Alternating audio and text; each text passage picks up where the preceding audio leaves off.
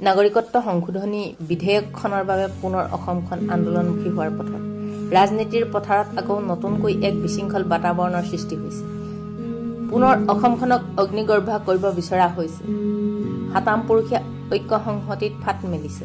ইয়াৰ মূলতে দায়ী হ'ল নিজকে অসমীয়া বুলি ভাবিব নোৱাৰা NRC-ভুক্ত তথাকথিত খিলঞ্জীয়াসকলৰ অবাঞ্ছিত মন্তব্য দিয়া নেতাসকল নে বৰ্তমানৰ শাসনাধীষ্ঠ চৰকাৰখন।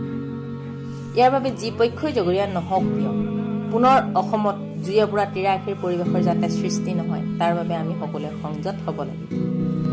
যদি আপোনালোকে মোৰ এই চেনেলটোৰ লগত নতুন তেনেহ'লে ছাবস্ক্ৰাইব কৰি ল'ব আৰু বেল আইকনটো প্ৰেছ কৰি দিব।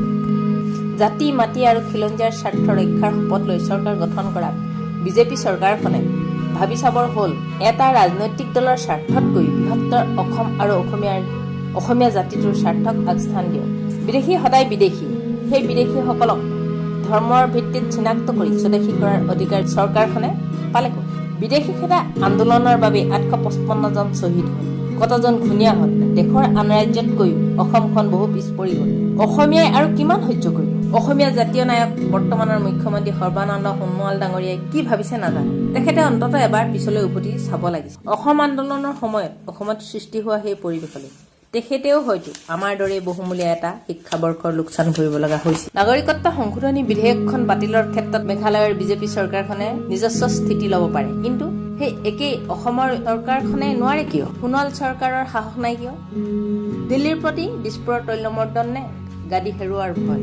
ভাৰতীয় ইতিহাস খুচৰিলে দেখা যায় ভাৰত্যাগ আন্দোলনৰ সময়ত ইংৰাজৰ দুমখীয়া স্থিতিৰ ফলত কংগ্ৰেছৰ মাজত মতবিভাজন হৈ আজাদ হিন্দ ফৌজৰ জন্ম হৈছিল। অসম আন্দোলনৰ সময়ত কংগ্ৰেছ চৰকাৰৰ অমনোযোগিতাৰ বাবেই আলফাৰ জন্ম হৈছিল। আৰু এতিয়াও বিজেপি চৰকাৰৰ হঠকাৰী বিধেয়ক তথা অসমৰ খিলঞ্জীয়াৰ প্ৰতি ভাবুকি অহা পৰিৱেশ সৃষ্টি কৰাৰ বাবেই আলফা স্বাধীনৰ প্ৰতি খিলঞ্জীয়া অসমীয়া যুৱ প্ৰজন্ম পুনৰ আকৃষ্ট হৈছে। পংকজ প্ৰতিম দত্তৰ দৰে যুৱ নেতাই আলফাত যোগদান দিছিল। এয়া কিহৰ সংকেত? নিশ্চয় আলফা স্বাধীনৰ প্ৰতি থকা সমৰ্থন আৰু চৰকাৰৰ প্ৰতি আস্থাহীনতাই নহয় জানো? আলফাৰ লগত শান্তি চুক্তি সোনকালে সমাধান কৰাটো এতিয়া অতি প্ৰয়োজন হৈ পৰিছে। নহ'লে আৰু বহুতো যুৱকেই বৃহত্তৰ অসমীয়াৰ স্বাৰ্থত আলফাৰ সমৰ্থনত হাতত অস্ত্ৰ তুলি ল'বলৈ যোৱাটো নিতান্তই স্বাভাৱিক হৈ পৰিব। সেয়া হ'লে ইয়াৰ বাবে চৰকাৰখনেই জগৰীয়া হ'ব, যুৱ প্ৰজন্ম নহয়। যদিহে জাকে জাকে যুৱক আলফা স্বাধীনৰ সদস্যভুক্ত হৈ হাতত অস্ত্ৰ তুলি লয়, তেনেহ'লে মই চৰকাৰ আৰু প্ৰশাসনৰ জ্ঞাতাৰ্থে অনুৰোধ কৰিব বিচাৰিছোঁ, চৰকাৰৰ প্ৰতি আস্থা হেৰুৱাই যিসকল যুৱকে অসমীয়াৰ ৰক্ষাৰ্থে আলফা স্বাধীনৰ সদস্যভুক্ত হৈ হাতত অস্ত্ৰ তুলি ল'বৰ বাবে আগবাঢ়িছে, তেখেতসকলৰ পৰিয়ালবৰ্গক যাতে অযথা হাৰাশাস্তি কৰি মানসিকভাৱেই হওক বা শাৰীৰিকভাৱেই হওক কষ্ট নিদিয়ে। ধন্যবাদ।